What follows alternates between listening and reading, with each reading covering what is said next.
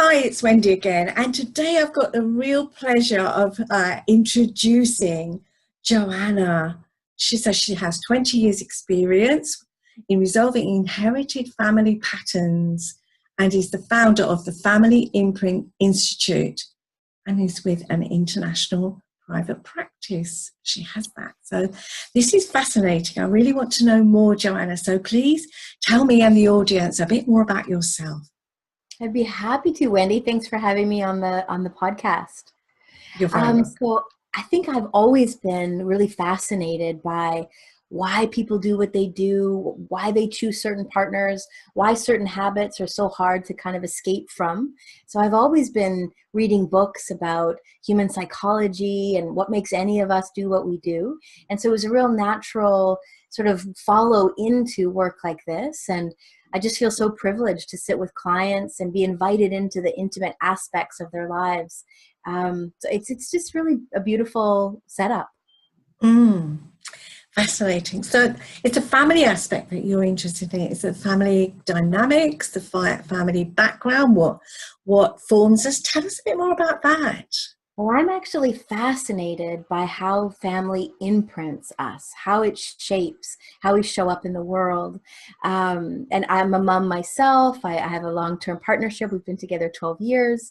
And so as you get into sort of long-term relationship, mixed with parenting, mixed with, the stressors of life, the philosophy that I learned is really in action now in my life. And so it's really neat when the rubber meets the road, what that's all about. How my influence or moods or way I show up with my son is impacting him. How we come back into self-care, self-awareness, self-responsibility to show up as that best mom or partner or even person we can be.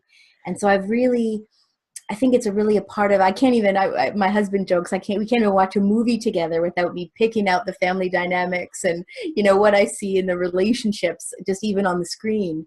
And so it's become the way the lens I look through, I suppose. Yeah. And I really relate to that because when I work with clients, I always like looking back at their family tree. I'm not generations, but maybe back to grandparents. What was it like? How did they relate? Where did they live? What did they do?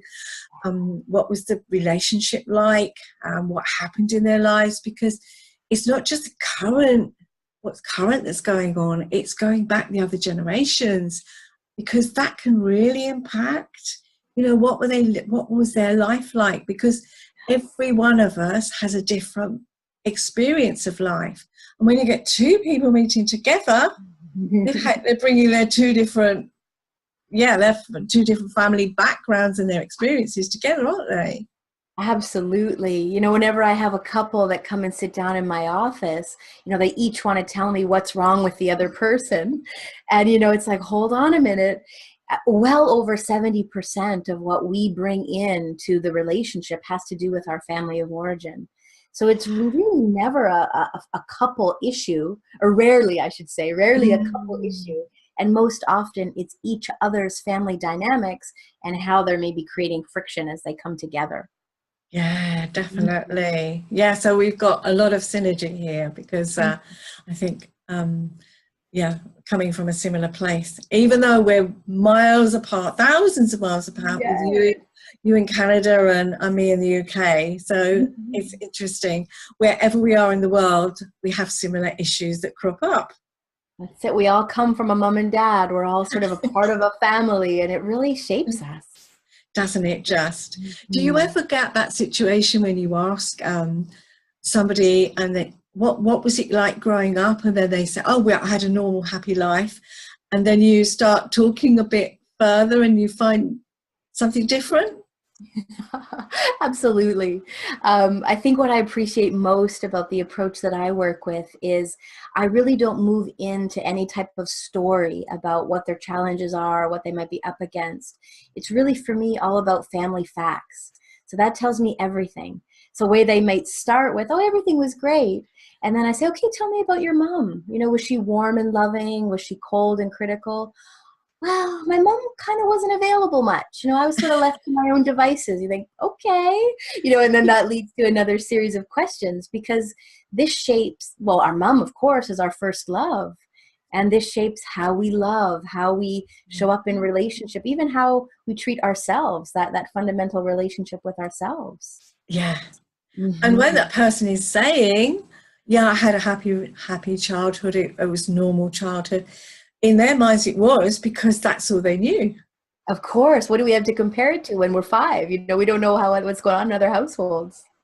Exactly. Or very rarely, unless you had friends where you'd prefer to be rather than at home, which was my case.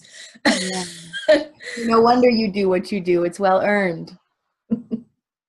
No, yeah, I've got a badge of honor, I think, with the experiences, Hmm. plenty of them. But hey, it's that's what shapes us as people, isn't it? Of course it is. And I think these experiences can be the very seeds of our expansion, you know, so allows you to be more empathetic with your clients or to have different expectations in your current relationships now.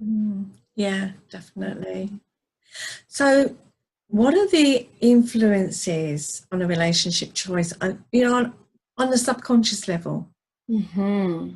So I like to describe it as I often sort of set up a silly joke with my clients to say, if both of us were to go to a party and maybe there's 100 eligible bachelors, they're all equally handsome, they all have, you know, great jobs. It's not about any of that surface stuff.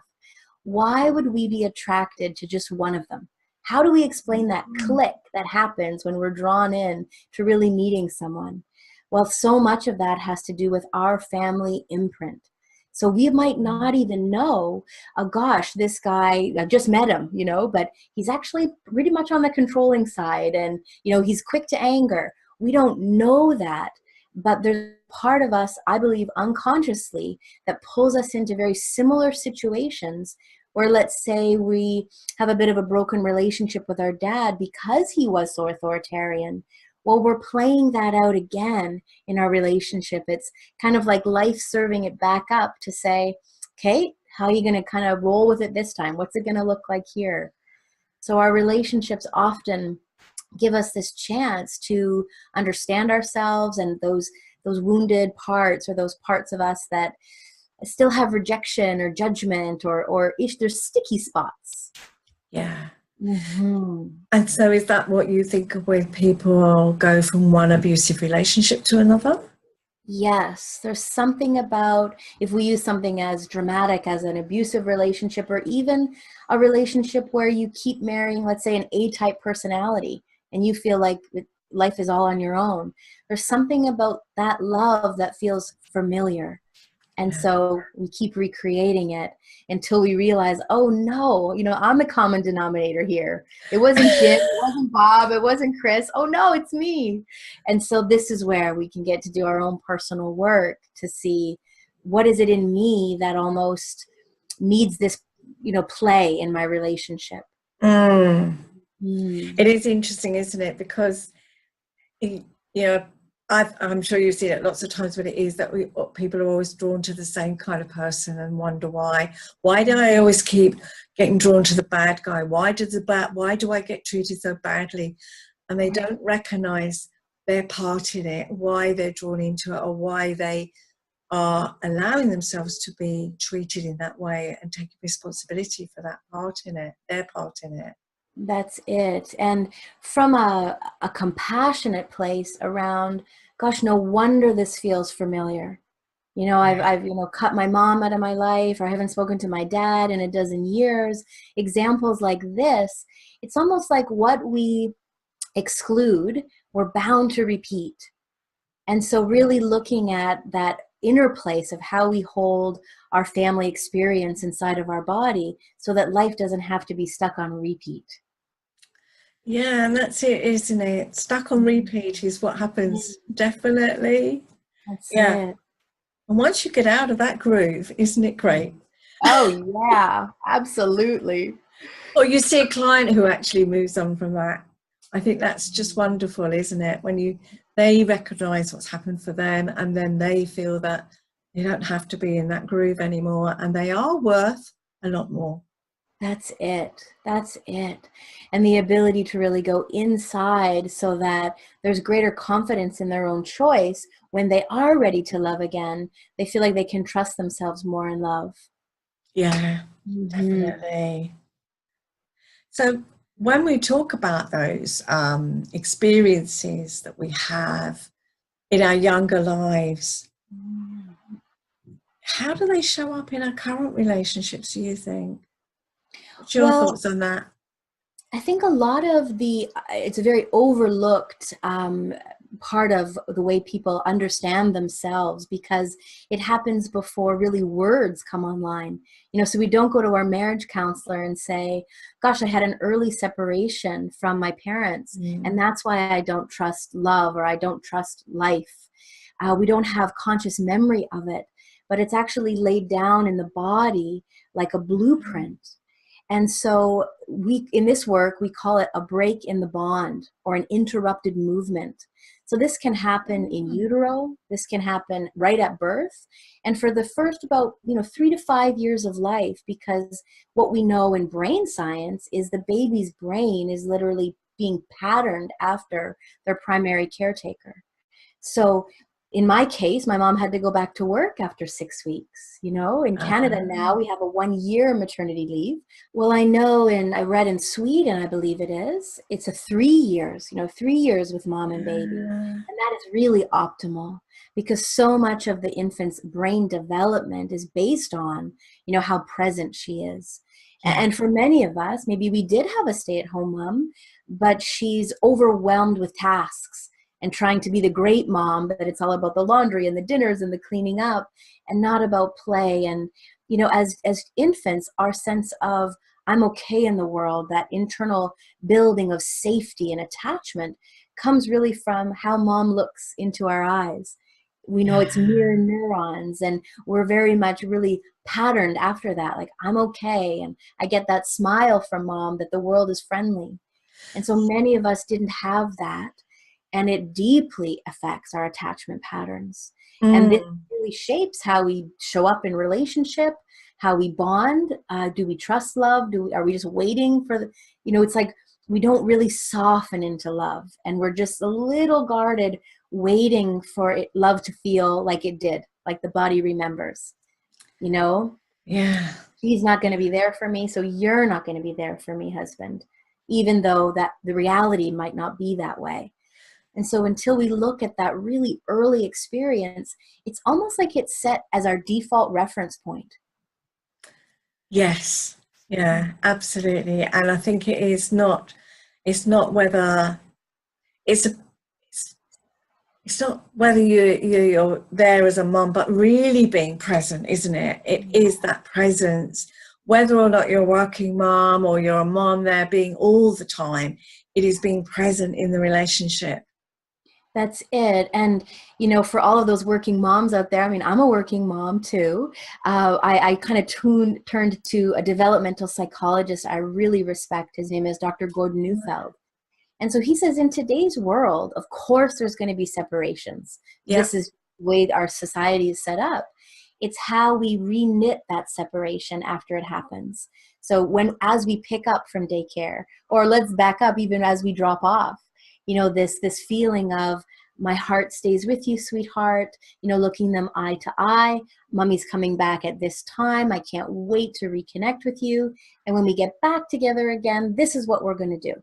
Yeah. Even if you're going to help me chop veggies for dinner tonight, it doesn't have to be some grand big thing, but it anchors something in the child for what they can look forward to. Yeah. Mm-hmm. And I don't know what it's like with you, but over here I'm seeing more and more mothers with their children and their babies, and they're locked to their phones and they're not making that connection with their child. And that really bothers me a lot, because how is that child ever going to connect? How are they ever going to bond with their mum or their dad? It's so true. And I'm not sure if you've ever seen this, Wendy. It's called the still face experiment. I'm sure your listeners could even look on YouTube. It's the most popular psychological test, I guess, or experiment. And the Coles Notes version of it is they have a little baby, maybe she's 18 months old, sitting in a high chair, and mom is just across from her. And they're relating. Mom's looking into her eyes. She's laughing. You can see they're very much in love and connected. And then she has a still face, meaning she's still right there, but she doesn't respond when the baby calls out for her. She just kind of blankly looks at her, likely what our face looks like when we're staring at our phone. Yeah. And the baby moves into distress within, I don't know, 15 seconds. Really? It's actually really hard to watch. I'm sure as the mom in the experiment, it was really hard to do. But do take a look at that. It's remarkable. I will, because the one experiment I remember I did during my training was, do you know John Bowlby? I do. Okay. He's great on attachment separation and loss. And he did the strange situation. You find that on YouTube. It was all about the attachment of the mother and the child being left with a stranger, and how they responded. And they said they would never do that experiment in these days. It was done in the 50s or something. Right. But it does really, that was where they were the foundations here, at least, of that attachment theory. So yeah, it's interesting, isn't it? I will look that up though. That's interesting. It's so nice to hear we're coming to understand these very important pieces more and more, and hopefully a podcast like yours serves to get the information out there even more so. Yeah, let's hope so. That's the whole aim, isn't it? To get the word out, get people to understand a bit more and help them, because it's not easy being a parent. It's not easy being in a relationship, and so many things get in the way sometimes. And it's to help people is just understand a bit more, or go, why it's not just me, or that would help, or whatever it is. That's how I feel about it, and I'm sure you do too. Just being able to support parents and people in relationships, couples, individuals. Tough. That's it. It's tough. Yeah. Yeah. Okay. So when we think about maybe long distance relationships, what are the frustrations that get involved in that, for example, or Yeah, they can be really challenging. When we don't have that, soft place to land in life, when usually that's what it feels like to come home to a healthy relationship after, being out there in the world and all the stress we all know all too well. So I think it puts an extra strain on love when we're separated by distance. Not to say that it can't be done, but I think we've got to have extra commitment around really being relational. So, a great tool like Zoom, where we see each other's face, and, I think sometimes we get time zones in the mix, and, different schedules, and it's almost like these two people are living two independent lives, but yet together. And so if they were a client of mine, my inquiry would be around, why is it, again, familiar to be in love, but yet at a distance? It's almost like we keep a full hand, stretched out, that it's like, sure, you have my heart, as long as it doesn't impinge too much on my own independence. And likely on either one or both sides of that couple, there's a parent who traveled a lot and who was away a lot. So love and distance almost intersect. They become part of what that love imprint is. Yeah, and maybe, as you say, travel a lot, but maybe they were just not present, and therefore that would make for that distance in the relationship. Yes. So it could be physical or it could be emotional. I wonder. That's it. And likely that's more common, and maybe especially now. You mentioned about the phones, and we're on some screen at some point, and I think that's going to have a huge effect on our relational capacity. I think we're already seeing signs of this. Yeah, I really feel that. I just feel that connection, that communication is becoming more distant, and it's becoming less personalized. It's all the written word, or either a text or a message or something, and there isn't any. You can't have intonation. You can't have any kind of feeling in the written word, and if it is written, it becomes more from the person who reads it. They're the ones that put the meaning to it rather than the person who spoke it. I mean, we always take our own perspective of something that's said, but I think there's more when you see a written word. You know, well, that you put the emphasis when you read it rather than the emphasis being from the person who wrote it. Yes. And this is where all kinds of misunderstandings can come in. It's a big shift than how it used to be. Yeah. Yeah. So when, you know, what is it that causes all these upsets and frustrations that happen in a relationship? Why is it we have those frustrations? Well, I think a lot of it comes down to what we needed as a child. So let's say we really needed more love or more approval or more attention. And we, of course, bring that sort of open space in the body into our relationship. And so we unconsciously expect that our spouse should just know how to fill that space. That if I'm really hungry for approval and I need you to tell me I'm doing a good job, but that doesn't even occur to our spouse, I think then that builds a lot of inherent frustration because we're seeking something outside of ourselves that ideally we could be able to give to ourselves. Yes, and that resonates with me right now because I had a client more recently that they were frustrated because they didn't feel that they were important to their spouse. They felt that they were just disregarded. And when we explored it, and it was just the example they gave, it was a good example, but you know how they give an example, but actually let's dig a bit deeper. Because that example might be something quite small, you know, you just don't talk to me when I speak, you're distracted by television or something, for example. And when you take that, there's something a lot more than that. Always. Right? It's never about it's just digging and digging. And when I explored it more with them, it became apparent that they felt that they weren't important to their parent, to their siblings, and then in their relationships they chose relationships which didn't feed their needs.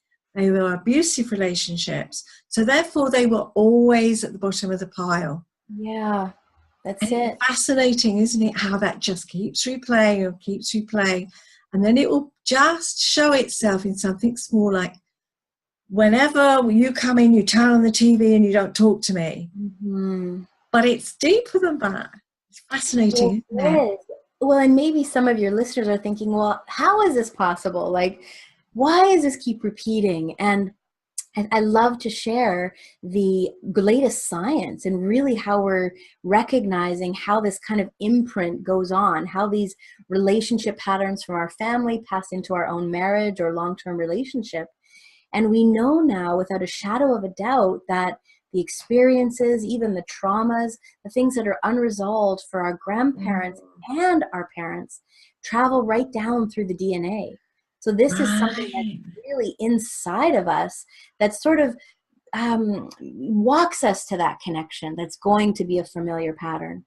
And so when we begin to explore what influences me, what has me be guarded or not trusting love or falling in love too quickly and having lots of emotional needs, it can go the other way too. When we begin to look at, as you say, building out that family tree, I do the same thing, you know, building the inner image for my client so that I know their inner world, so that we can really integrate that and it stops being a reference point. So finally somebody gets to unstuck the repeat button and things can open up from a place of choice. Yeah, because that's it. I think when you're in that kind of muddle, you can't see why, you can't see the reason, you can't understand. There's just that overwhelm. And I think the first step is, for me, I would say, well, look, if the first thing is awareness, then you've got an opportunity to make changes. And I know everybody, I mean, I want it to change now, but okay, how long have you lived with this? And you think you're going to change it in just a few weeks, because you don't take those baby steps, one at a time. You've got the awareness. Now you've got the awareness, you can make choices, like you just said. But it does take small steps to do that, doesn't it? Well, I think it's such a part of us, and we can't just snap our fingers and have it changed. It's not like ripping off a Band-Aid. It's really about the practice of self-compassion, the looking really at your family experience and your own inner experience from a very big picture thinking. I find myself saying to my clients a lot, okay, let's take about 100 steps back from, the urgency and the intensity of this, let's say, argument within your relationship, so we can see what it's really about. Yeah. Let's look at what's behind mom's critical nature, or why dad was so withdrawn. Let's try to understand so that we can step out of it being personal. And this is where we can really make some traction towards real positive change. Yeah. Mm-hmm. Yeah, and it is that, isn't it? That just taking those 100 steps back. Mm-hmm. That's it. Big picture all the way. I know something, isn't there? I was just thinking when you were talking, they were saying we've kind of learned this pattern. It's almost hardwired within us, and you say go back generations too. Yeah. It's almost saying a person putting on themselves, one of our clients saying, I want this to change now, but okay, so could you speak a foreign language in 2 hours? Could you learn to speak it fluently in 2 hours? There's no way. You'd have to start learning slowly and taking those small steps and those few words, and you would get those words wrong sometimes in the wrong context. And there is something about that, isn't there? Because they are impatient. I do get it. Yeah. But it is, they get so hard on themselves, don't they? Well, and I think a lot of the times, and this can be even tough for me to swallow some days in my own relationship, because of course we're all humans, we're all in this game together. But I often say to my clients, our partners show up exactly as we need them to. It's almost like they guide us towards the live wire that's in our body that might need a little more tender loving care, that we didn't even know was still unresolved. Yeah. So it's not so much about I need to decide to get out of this relationship, or my spouse has got to stop doing this because it's driving me crazy. It's switching that around. It's almost, okay, what does this moment remind me of? How old do I feel? And sometimes it's like, oh my gosh, I'm channeling my inner teenager and I've just got my heels dug in, but it's not about that at all. Let me really see what this is about so that we don't go down that repetitive cycle. I'm sure many of your listeners can identify with, I am so tired of that same argument. I just don't want to go down that road again. And so when we can, again, move some into big picture, something outside of the patterned way can kind of rise up. Yes. And again, I was reminded of something else that is so true. And I was reminded of someone else, and going back to their childhood, talking about that and saying that was, how did that little girl feel? And she said, well, she would have been upset, but I should have got over it. And I said, hold on a minute. Can you just stop? You think about that 4-year-old. You're thinking as the 4-year-old in your head as an adult. Right. You need to go back and really think. That 4-year-old hadn't developed that adult brain. Of course.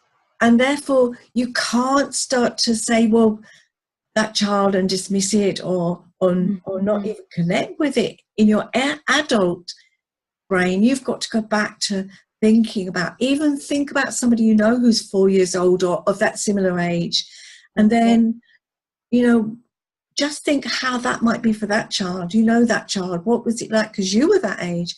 And then they start to see that, because they're thinking their adult brain, well, when I was 4, but they're actually thinking of the 4-year-old in the present time, and it doesn't help, does it? Well, I think as adults, we can easily forget that as a child, we didn't have a choice to say, this environment is crazy. Like, I'm moving, a little 5-year-old with a tiny little suitcase, and I'm out of here. And so there's a inherent helplessness around, this is my environment, and what do I need to do to survive it in some cases. and we begin to compromise and even compartmentalize parts of ourselves in order to just get through. And sometimes that's what the adult, really having compassion for that younger child self, it needs to really look at. Yeah, exactly. And I think we learn our defenses as children. That's how we learn to cope in the world. We put on some kind of armor to protect ourselves. And people, well, have you ever heard that? I've had it said to me, don't be so defensive. And that phrase is said as though it's something really awful. But actually, I developed my defenses for a reason. They protected me. They kept me safe.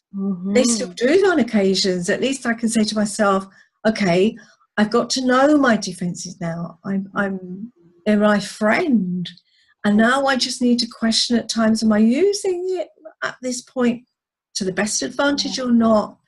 But instead of being so afraid of defenses, being in contact with them and knowing them and knowing why we use them.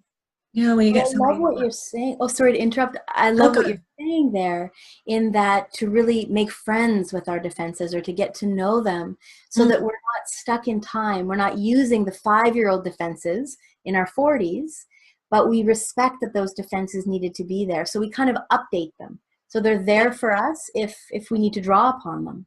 Yeah. Like somebody, if they get really angry or they appear arrogant, or I stop sometimes and think, I wonder what's behind that, because that's the facade they're wearing to protect themselves. What do they need to protect themselves from?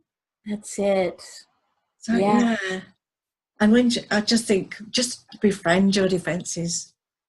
I completely agree. Even get curious about them. And I love to be that way with others. Like, she's like, I wonder what happened to this person that has them show up with such defenses, with such anger, so that I'm not in a judgment mode. That allows me to really stay neutral. The less I think in judgment or in argument we can be with what's happening in the world or with what's in front of us, the easier life can really unfold.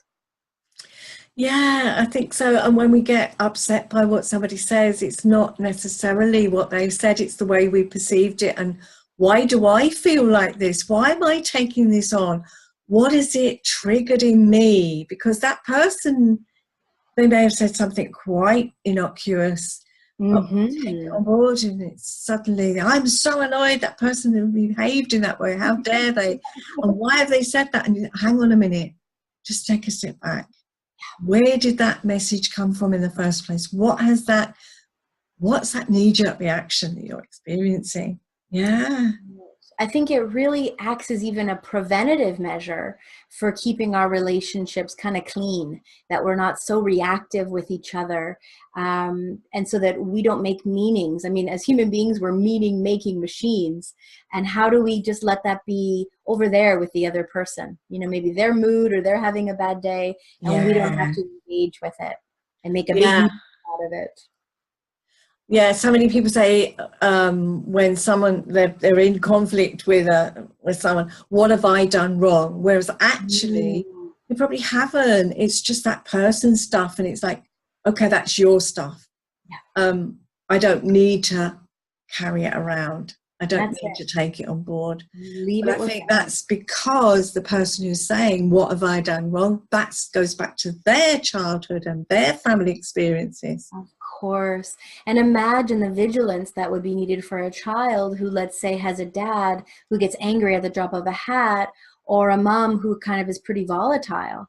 Yeah. And so to think that if we go back to that little 4-year-old, it's like, oh, what have I done? Am I in trouble? And so we carry that part of ourselves into work with us. If our husband gets angry, we don't even, look towards resolution. We just tuck in, and the what have I done kind of overshadows what would be more of a grown-up natural response. Yeah, and can I share something at this point of my personal life? Is that okay? So I remember several years ago, I was in an office. I was working in an office, and my boss was outside, and he was in the general office, and he was slamming and banging filing cabinets. And what happened for me was I started shaking inside. And I was feeling really uncomfortable, sensing that what have I done wrong? This is me. He can't find something and therefore he's angry and it must be my fault. And I stopped for a moment. I thought, what's this about? Mm-hmm. But this is my dad when I was a child. Mm-hmm. This was what happened when I was a child. My dad would get angry. I would start feeling upset and quaking inside.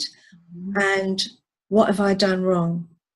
And so I stopped at that point and thought, no, this isn't. I'm not that child. He's not, my boss is not my dad.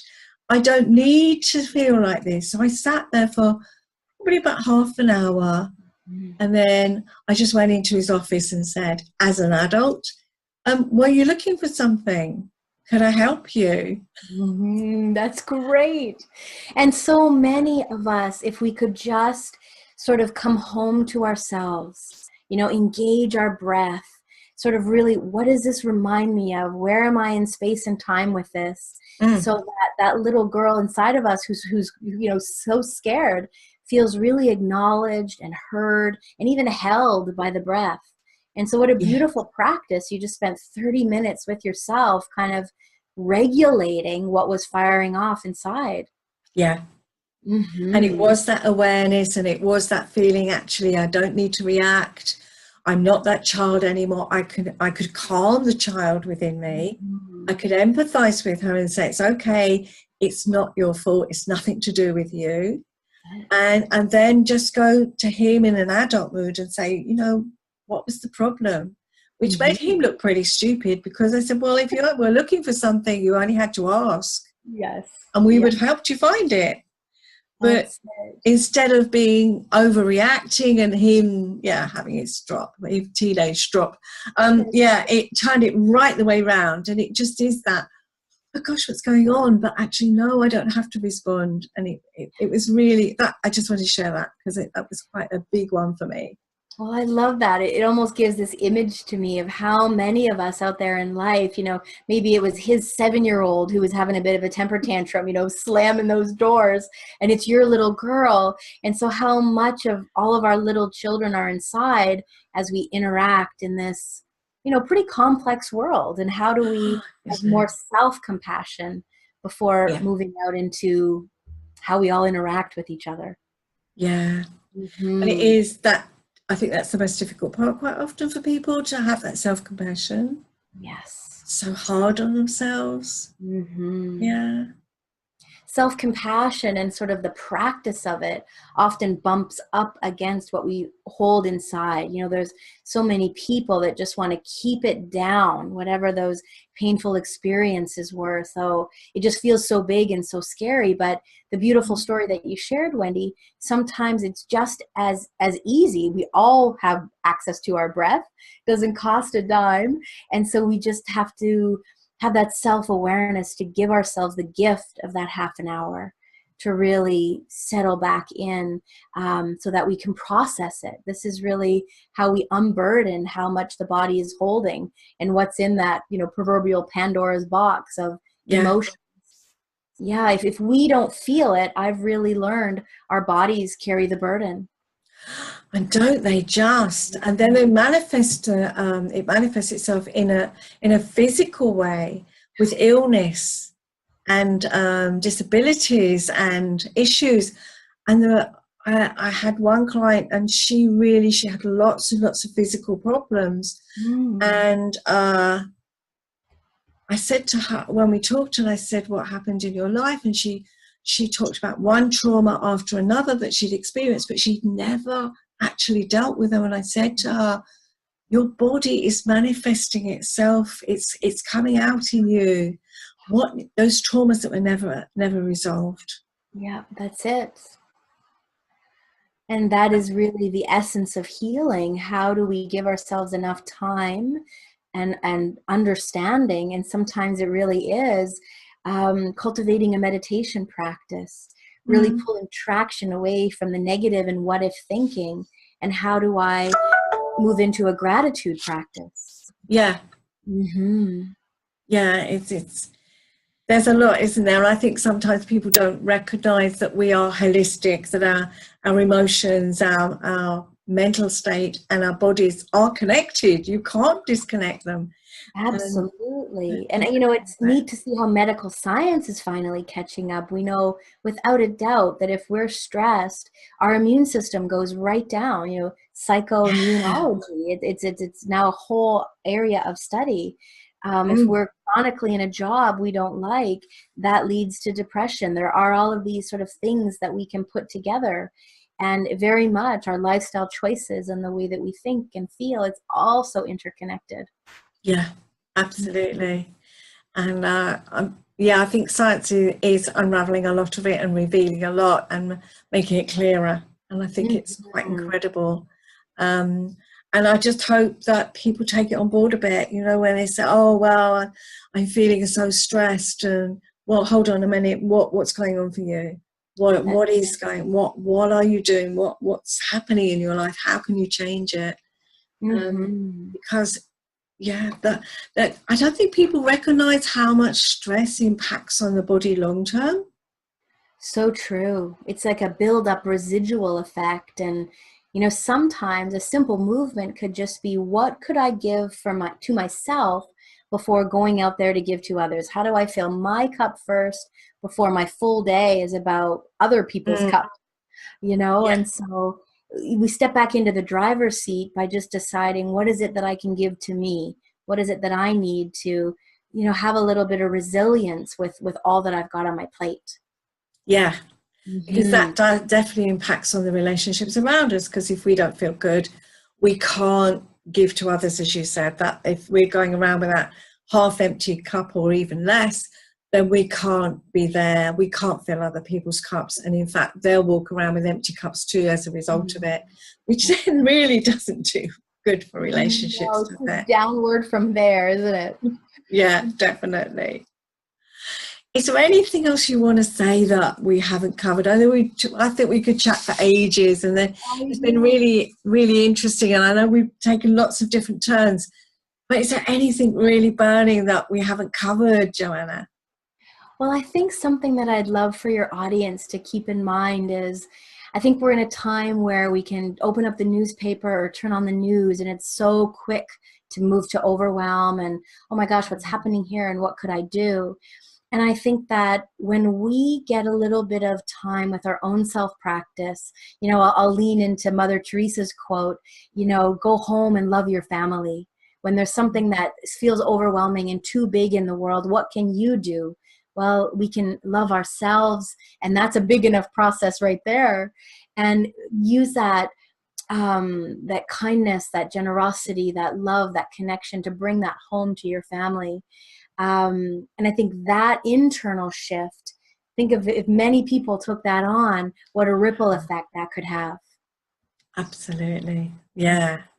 I so agree with you. I think sometimes people get really, as you say, overwhelmed and despair about the news outside, and it frightens them and they get anxious and they take that into their relationships instead of saying, do you know what? Let's make our world, our little world in our relationship, let's make that good. And once we do that, if everybody did that, just that kindness, generosity and warmth, we could spread that instead of the hatred that is unfortunately around us.